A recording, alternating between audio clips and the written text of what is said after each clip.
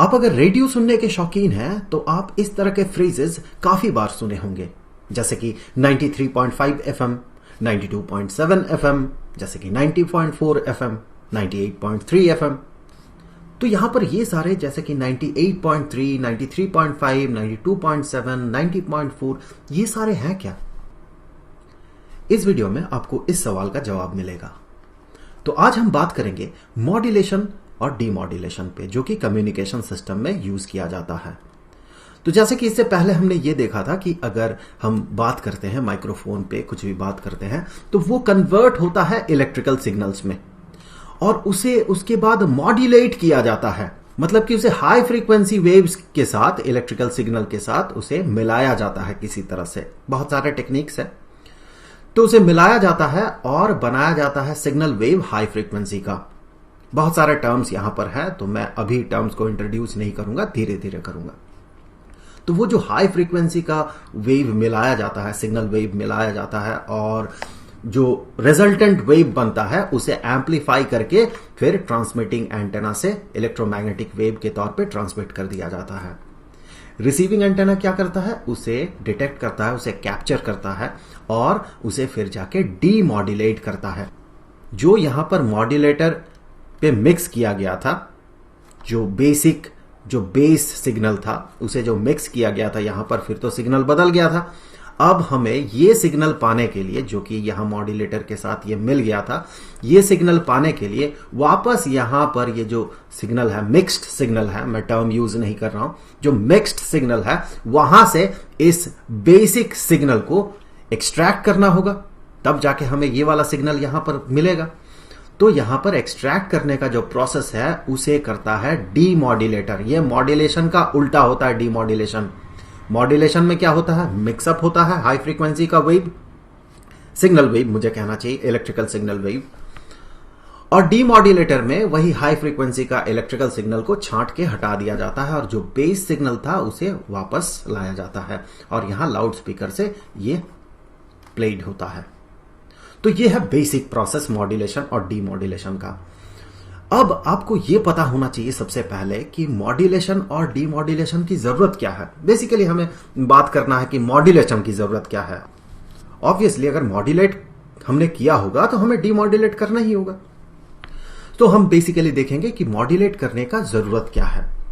बहुत सारे रीजंस हैं। सबसे पहला जो रीजन है वो ये कि जो हम ट्रांसमिट करते हैं इलेक्ट्रोमैग्नेटिक वेव, उसका जो एनर्जी होता है, अगर उसका फ्रीक्वेंसी बहुत कम हो, ये बहुत लंबा वेवलेंथ का अगर वेव हो, तो इसके पास एनर्जी बहुत कम होता है। वहीं पर अगर इसका फ्रीक्वेंसी ज्यादा होता है तो इसके पास एनर्जी ज्यादा होता है और इसका डायरेक्शनल क्वालिटी जो है वो बढ़ जाता है।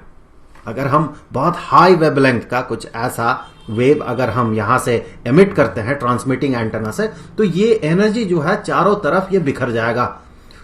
तो रिसीविंग एंटेना तक पहुंचते पहुंचते यहां पर उसका जो एम्पलीट्यूड होगा, उसका जो एनर्जी होगा, वो इतना कम हो जाएगा कि ये इसे डिटेक्ट ही नहीं कर पाएगा। तो ये एक रीजन है कि हम हाई फ्रीक्वेंसी का जो इलेक्ट्रिकल सिग्नल है उसके साथ इसे मिलाते हैं, ताकि जो इलेक्ट्रोमैग्नेटिक वेव के तौर पे यहां रेडिएटेड हो उसका एनर्जी काफी ज्यादा हो और उसमें डायरेक्शनल प्रॉपर्टी थोड़ा बहुत रहे। ये तो हो गया एक रीजन। एक और रीजन है जो कि बहुत इंपॉर्टेंट रीजन है, बेसिकली जिसके कारण हमें मॉड्यूलेशन करना पड़ता है, वो ये कि हमने इससे पहले एंटेना पढ़ा था।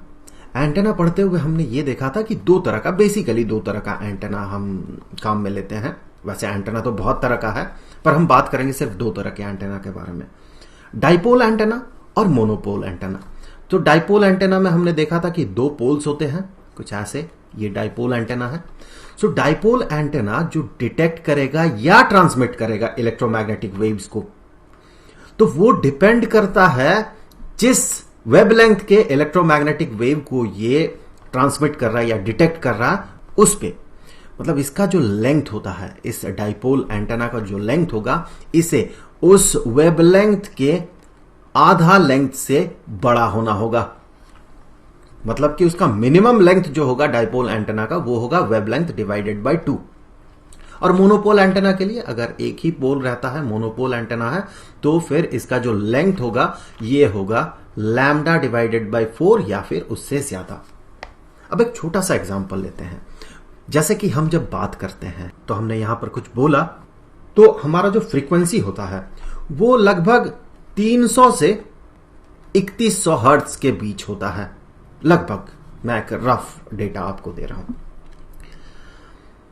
अगर मान ले एग्जाम्पल के तौर पे हमने कुछ कहा, एक सर्टेन फ्रीक्वेंसी की ही बात कर रहे हैं हमने कुछ कहा और मान ले कि हम सिर्फ एक ही फ्रीक्वेंसी की बात कर रहे हैं और इतना फ्रीक्वेंसी का, इतना हर्ट्ज फ्रीक्वेंसी का जो साउंड वेव है वो जनरेटेड हुआ यहां पर।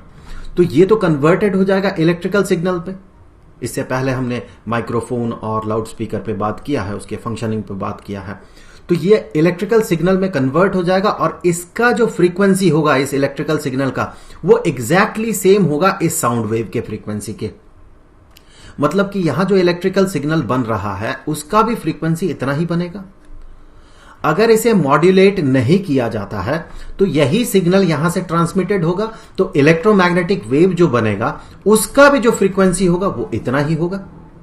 अब 3000 हर्ट्ज अगर फ्रीक्वेंसी हो तो उसका वेवलेंथ कितना बनेगा एक बार देख लेते हैं। तो जैसे कि हमें पता है कि लाइट का स्पीड या इलेक्ट्रोमैग्नेटिक वेव का स्पीड ये होता है उस वेव का फ्रीक्वेंसी इनटू उस वेव का जो वेवलेंथ है वो। तो इस फॉर्मूला से हम अगर पता लगाए वेवलेंथ किसी भी इलेक्ट्रोमैग्नेटिक वेव के लिए, तो वो होगा लाइट का स्पीड या फिर इलेक्ट्रोमैग्नेटिक वेव का प्रोपगेशन का स्पीड डिवाइडेड बाय उस वेव का जो कि प्रोपगेटेड हो रहा उसका फ्रीक्वेंसी। तो यहां अगर आप इक्वेट करेंगे तो आप पाएंगे ये बराबर हो जाएगा इस केस के लिए, इतना अगर हर्ट्ज का अगर इलेक्ट्रोमैग्नेटिक वेव क्रिएट होता है तो इसका वेवलेंथ कितना होगा। सो लाइट का स्पीड जो 3 लाख किलोमीटर पर सेकेंड, तो इसे हम कह सकते हैं 3 इंटू 10⁵ किलोमीटर पर सेकेंड। एसआई सिस्टम में कन्वर्ट कर देते हैं तो 3 इंटू 10⁸ मीटर पर सेकेंड। और इसका जो फ्रीक्वेंसी है, फ्रीक्वेंसी 3000 है, सो 3 इंटू 10⁻³ इतना पर सेकेंड। सो पर सेकेंड, सो न्यूमरेटर डिनोमिनेटर का पर सेकेंड जो है उसे कैंसिल करते, ये भी पर सेकेंड है, ये भी पर सेकेंड है। तो फिर आप ये पाएंगे कि ये बराबर होगा 10⁵ मीटर के। 10⁵ मीटर 1 लाख मीटर, तो ये होगा उसका वेवलेंथ। अब अगर एंटेना बनाना हो इस वेवलेंथ को डिटेक्ट करने के लिए, तो उस वेवलेंथ के आधा लेंथ 50,000 मीटर का एंटेना बनाना होगा हमें। तो जो डाइपोल एंटेना बनेगा उसका जो लेंथ होगा वो होगा 50,000 मीटर। आप समझ रहे कितना ज्यादा है, 50 किलोमीटर। मोनोपोल एंटेना हो तो 25 किलोमीटर का मोनोपोल एंटेना बनाना होगा। ये प्रैक्टिकली फिजिबल नहीं है और ये इकोनॉमिक नहीं है बिल्कुल। तो ये एक दिक्कत वाली बात है। लेकिन अगर हम मॉड्यूलेट कर देते हैं हाई फ्रीक्वेंसी वेव्स के साथ, तो फिर ये होगा कि फ्रीक्वेंसी तो उसका बढ़ जाएगा और जैसे ही फ्रीक्वेंसी बढ़ेगा वैसे ही वेवलेंथ घट जाएगा। फ्रीक्वेंसी और वेवलेंथ इनवर्सली प्रोपोर्शनल होगा। तो मॉड्यूलेशन करते साथ फ्रीक्वेंसी बढ़ गया, फ्रीक्वेंसी बढ़ गया तो इसका वेवलेंथ छोटा हो गया, वेवलेंथ छोटा हो गया इसका मतलब जो इलेक्ट्रोमैग्नेटिक वेव बन रहा उसका भी वेवलेंथ छोटा हो गया। तो एंटेना जो हमें बनाना होगा वो कम लेंथ का बनाना होगा, जो कि प्रैक्टिकली पॉसिबल है। तो ये दूसरा रीजन हो गया कि हम मॉड्यूलेशन क्यों करते हैं। अब आते हैं तीसरे रीजन पे। मान ले बहुत सारे एंटेनाज हैं, एक ट्रांसमिटिंग स्टेशन है, मान ले यहां पर ये ट्रांसमिट कर रहा है इलेक्ट्रोमैग्नेटिक वेव, और यहां पर भी एक ट्रांसमिटिंग स्टेशन है जो कि इलेक्ट्रोमैग्नेटिक वेव यहां से रेडिएटेड हो रहा है। 2 ब्रॉडकास्टिंग स्टेशन मान ले, रेडियो ब्रॉडकास्टिंग स्टेशन, और यहां पर एक रिसीविंग एंटेना है। मान ले आपका रेडियो का जो एंटेना है जो इसे रिसीव करेगा और आप गाना सुन पाएंगे या कुछ भी हो सुन पाएंगे। तो अब मान ले अगर मॉड्यूलेशन नहीं होता, यहां पर कोई कुछ बोल रहा है, ये यहां से सिग्नल आया, आपका एंटेना उसे कैच किया और यहां पर स्पीकर में ये आवाज क्रिएट हुआ, और यहां से भी कुछ सिग्नल आएगा इस एंटेना से भी, उसे भी ये कैच करेगा और उसका भी जो साउंड है वो भी यहां पर क्रिएट होगा। तीसरा एंटेना भी हो सकता है, तीसरा ब्रॉडकास्टिंग स्टेशन हो सकता है, चौथा हो सकता है। तो सबका आवाज जो है यहां पर ओवरलैप कर जाएगा। और हम कुछ भी समझ नहीं पाएंगे। लेकिन अगर हर ब्रॉडकास्टिंग स्टेशन को एलोकेट कर दिया जाए स्पेशल फ्रीक्वेंसी, मान ले इसे एलोकेट कर दिया गया, इस स्टेशन को एलोकेट कर दिया गया 93.5 मेगाहर्ट्ज और इस स्टेशन को एलोकेट कर दिया गया 92.7 मेगाहर्ट्ज। ये मॉड्यूलेट करेगा सिग्नल को इस फ्रीक्वेंसी के वेव के साथ, और ये जो स्टेशन है ये अपने जो साउंड वेव जो है उसे जो कन्वर्ट कर रहा है ये ऑडियो सिग्नल में, उसे ये इतने फ्रीक्वेंसी के सिग्नल के साथ, इतने फ्रीक्वेंसी के इलेक्ट्रिकल सिग्नल के साथ ये उसे मॉड्यूलेट करेगा। मान ले कि आपको इस स्टेशन से ट्रांसमिटेड साउंड सुनना है, गाना बज रहा है कुछ इस स्टेशन में, तो आप अपने रेडियो को ट्यून करेंगे 93.5 में, और ये इस तरह से ट्यून्ड होगा कि यहां से अगर कोई सिग्नल आता है, यहां से सिग्नल आया तो ये आपका रेडियो इसे डिटेक्ट करेगा। लेकिन यहां से कुछ अगर आता है, चूंकि आपने ट्यून किया है 93.5, तो ये इसे रिसीव ही नहीं करेगा, ये इसे रिसीव करेगा। अगर आप ट्यून करते हैं 92.7, तब जाके आप ये साउंड को डिटेक्ट कर पाएंगे, आपका रेडियो डिटेक्ट करेगा और आप सुन पाएंगे। तो ये है तीसरा मुद्दा जिसके कारण कि हम मॉड्यूलेशन करते हैं। इस वीडियो में मॉड्यूलेशन डीमॉड्यूलेशन के लिए जो सर्किट चाहिए होता है उस पे हम बिल्कुल बात नहीं करेंगे, हमें सिर्फ बेसिक चीजें देखना है। जब बीएससी के लिए वीडियो बनेगा एनालॉग इलेक्ट्रॉनिक्स का, तब जाके मॉड्यूलेटर और डीमॉड्यूलेटर का सर्किट बनाया जाएगा। तो फिलहाल हमें आगे अब देखना है ये जो मॉड्यूलेशन होता है ये कितने तरह का होता है। बेसिकली हम एनालॉग मॉड्यूलेशन के दो स्पेशल टाइप ऑफ मॉड्यूलेशन पे बात करेंगे, एक तो फ्रीक्वेंसी मॉड्यूलेशन और दूसरा एम्पलीट्यूड मॉड्यूलेशन। आपको पता है ये टर्म्स क्या है? ये जो एफएम हम कहते हैं ना 93.5 एफएम, ये है फ्रीक्वेंसी मॉड्यूलेशन, उसी से एफएम आया है। और अगर आप रेडियो काफी सुनते हैं तो आप ये पाएंगे कि आपका जो ट्रांजिस्टर रेडियो है, जो भी कहते हैं आप, उसमें एक बटन होगा, एक स्विच होगा मुझे कहना चाहिए, उस स्विच के ऊपर लिखा हुआ रहेगा एफएम, एएम, एसडब्ल्यू, इस तरह के टर्म्स लिखे हुए रहेंगे। यहां पर एफएम है फ्रीक्वेंसी मॉड्यूलेशन और एएम है एम्पलीट्यूड मॉड्यूलेशन। तो आगे हम इन दो टर्म्स पे बात करेंगे और हम सिर्फ इतना देखेंगे कि मॉड्यूलेशन के कारण जो वेव बनेगा, जो रिजल्टेंट वेव बनेगा, अभी तक मैंने वो टर्म्स इंट्रोड्यूस नहीं किया जो यहां पर स्पेशली लिया जाता है। तो मैं अब भी कहूंगा कि जो रिजल्टेंट वेव बनेगा, इलेक्ट्रिकल सिग्नल बनेगा, वो रिजल्टेंट इलेक्ट्रिकल सिग्नल कैसा दिखेगा। तो चलिए सबसे पहले बात कर लेते हैं एम्पलीट्यूड मॉड्यूलेशन पे। तो यहां पर हमने कुछ कहा मान ले, तो इसका जो साउंड वेव है ये कन्वर्टेड हो जाएगा माइक्रोफोन से और ये कन्वर्टेड होगा सिग्नल में, इलेक्ट्रिकल सिग्नल में, जिसे कि हम कहते हैं ऑडियो सिग्नल। इस ऑडियो सिग्नल को ग्राफ में रिप्रेजेंट कर लेते हैं। ये मान ले ऑडियो सिग्नल है। इसे बेसिकली कहा जाता है, इस टॉपिक के हिसाब से, मॉड्यूलेशन डीमॉड्यूलेशन, इस टॉपिक के हिसाब से इसे कहा जाता है base band signal. So base band signal, इसका एक और नाम है, इसे कहा जाता है मॉड्यूलेटिंग वेव, क्योंकि इसे मॉड्यूलेट किया जाएगा, सो ये हो गया मॉड्यूलेटिंग वेव। सो इस पे मॉड्यूलेशन होगा। अब इसे जोड़ दिया जाएगा एक हाई फ्रीक्वेंसी वेव के साथ। तो एक हाई फ्रीक्वेंसी वेव इसे चूज किया गया। ये पहले से डिफाइंड होता है कि किस वेवलेंथ के या किस फ्रीक्वेंसी के वेव के साथ इसे मिलाया जाएगा। तो इन दोनों को जोड़ा जाएगा और इसे कहा जाता है कैरियर वेव, जो कि कैरी करके ले जाएगा। बेसिकली इसे, जो कि बेस बैंड सिग्नल है, जो कि आपके मेरे कहने से जो माइक्रोफोन क्रिएट करता है, ये बेस बैंड सिग्नल है, बेसिक सिग्नल है, तो इसे ये कैरी करके ले जाएगा। ये अकेले नहीं जा सकता है, कैरीड नहीं होगा, सो इसे ये कैरी करके ले जाएगा। तो ये हो गया कैरियर वेव। सो ये कैरियर वेव है, कैरियर वेव।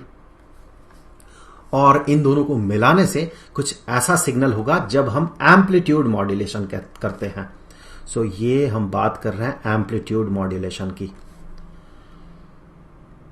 यहां पर देखिए इसका जो एम्पलीट्यूड होगा ये करियर वेव जो मॉड्यूलेटेड वेव में कन्वर्ट होगा, इसका जो एम्पलीट्यूड है ये एम्पलीट्यूड देखे ये डिसाइडेड होगा इस वेव से। यहां पर देखे ये जो वेव है बेस बैंड सिग्नल है, इसका जिस तरह का वेव है ये डिसाइड करेगा कि इसका जो फाइनल रिजल्टेंट वेव जो है जिसे कि हम मॉड्यूलेटेड वेव कहते हैं, इसका एम्पलीट्यूड कहां पर कैसा बनेगा। सो ये हो गया मॉड्यूलेटेड वेव, मॉड्यूलेटेड वेव। इसी तरह से चलिए अब देख लेते हैं कि फ्रीक्वेंसी मॉड्यूलेशन कैसा होगा। तो फ्रीक्वेंसी मॉड्यूलेशन के लिए सबसे पहले ये रहा बेस बैंड सिग्नल और हम बात कर रहे हैं फ्रीक्वेंसी मॉड्यूलेशन पे। इसे भी करियर वेव के साथ मिलाया जाता है, तो ये रहा करियर वेव। इन दोनों को मिलाते हुए हमें जो रिजल्टेंट वेव मिलता है जिसे कि मॉड्यूलेटेड वेव कहा जाता है, वो मॉड्यूलेटेड वेव कुछ इस तरह का बनता है। अगर आप इसी वेव को इसके साथ रखते हैं तो देखिए कैसा फिगर बनेगा, कुछ ऐसे। यहां पर ये जो मॉड्यूलेटेड वेव है, ये मॉड्यूलेटेड वेव, इसका देखिए एम्पलीट्यूड ये मॉडिफाइड नहीं हो रहा, ये मॉड्यूलेटेड नहीं हो रहा, इसका जो फ्रीक्वेंसी है ये मॉड्यूलेटेड हो रहा। कैसे हो रहा, यहां पर देखिए हम फ्रीक्वेंसी किसे कहते हैं, किसी भी तरह का वेव हो, मान ले एक वेव कुछ इस तरह का है, कुछ इस तरह का, तो यहां पर अगर वेवलेंथ की बात करें तो यहां से यहां तक ये पूरा एक वेवलेंथ होता है। क्यों? क्योंकि इसके बाद ये फिर से अपना पुराना पैटर्न, यहां का पैटर्न ये फॉलो करता है। उसी तरह से मान ले वेव कुछ इस तरह का है, वेव कुछ ऐसा है, तो इस केस में बिल्कुल अगर यहां से ये रिपीट कर रहा, तो इस केस में अगर आप वेवलेंथ कहेंगे तो वो होगा यहां से लेके यहां तक, इस पॉइंट तक। तो यहां पर इसके बाद ये रिपीट कर रहा अपने आप को, तो इतना हो गया इसका वेवलेंथ। एक सेकंड में जितना बार ऐसा एक वेवलेंथ का वेव ये क्रिएट करेगा उसे हम फ्रीक्वेंसी कहते हैं। तो यहां पर अगर आप देखें तो इस केस में आप यहां पर यहां से लेके यहां तक इस पूरे डिस्टेंस को आप कहेंगे इसका एक वेवलेंथ है, क्योंकि हर एक पॉइंट पे, हर एक जगह पे ये वैरी कर रहा है, ये सेम नहीं है, रिपीट इसके बाद ये करेगा अपने आप को। सो ये हो गया एक वेवलेंथ। तो आप कह सकते हैं एक सेकंड में ऐसा जितना वेव का पार्ट बनेगा उतना होगा इसका फ्रीक्वेंसी। तो बेसिकली हम इसे कहते हैं फ्रीक्वेंसी मॉड्यूलेशन।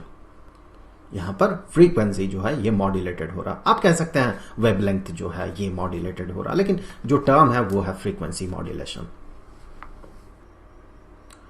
अब इन दोनों के बीच का जो डिफरेंस है, फ्रीक्वेंसी मॉड्यूलेशन और एम्पलीट्यूड मॉड्यूलेशन, इन दोनों के बीच वो हमें पता होना चाहिए। फ्रीक्वेंसी मॉड्यूलेशन, इसके बहुत सारे एडवांटेजेस हैं, डिसएडवांटेजेस भी हैं। सो फ्रीक्वेंसी मॉड्यूलेशन के एडवांटेजेस सबसे पहले देख लेते हैं। जब कोई भी सिग्नल ट्रांसमिटेड होता है तो चैनल में प्रोपेगेट करते हुए ये अनवांटेड सिग्नल गेन करता है। जैसे अगर आप रेडियो सुनते हैं तो एक हेजी साउंड, बैकग्राउंड नॉइज आता है, उसे हम नॉइज कहते हैं। एफएम में नॉइज बहुत कम होता है, नेग्लिजिबली स्मॉल होता है, लेकिन एएम में, एम्पलीट्यूड मॉड्यूलेशन में, ये नॉइज काफी ज्यादा होता है। आप अगर एफएम सुनते हैं तो आपको ये पता होगा, बहुत क्लैरिटी रहता है एफएम में, जबकि एएम में ये नहीं रहता है। अब दूसरा जो एडवांटेज है एफएम का वो ये है कि एफएम काफी ज्यादा एफिशिएंट होता है, जबकि एम्पलीट्यूड मॉड्यूलेशन नहीं होता है। जब इसे डीमॉड्यूलेट किया जाएगा एएम को, तो इतना जो पार्ट है, इतना जो एनर्जी ये कैरी कर रहा है, ये डिस्कार्डेड हो जाता है, बिल्कुल इसे डिस्कार्ड कर दिया जाता है। तो ये मान ले कि बेकार का ट्रांसमिशन है। इतना एनर्जी जो है हमें जबरदस्ती इसका बेनिफिट लेने के लिए इतना एनर्जी को एक्स्ट्रा हमें ट्रांसमिट करना पड़ रहा है, उसे हम रिगेन नहीं कर पाते, इसे डिस्कार्ड करना पड़ता है। लेकिन इस केस में पूरा का पूरा एनर्जी को हम यूज कर सकते हैं। किस केस में? एफएम के केस में। तो ये एनर्जी एफिशिएंट होता है काफी ज्यादा।